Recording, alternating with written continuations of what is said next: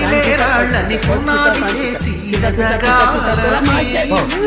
తరిమే వాళ్ళని హితముగా తలచి ముందుకెళ్ళాలని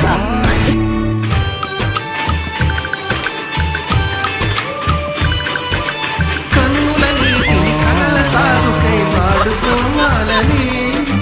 కాచే నిప్పుని ప్రమిదగా మలచి కాంతి పంచాలని ధైర్యం చెప్పే చూపుతూ మార్గం చెప్పే అడుగుతో గమ్యం చెప్పెను నేనున్నానని నీకేం కాదని నిన్నటి రాతని మార్చేస్తానని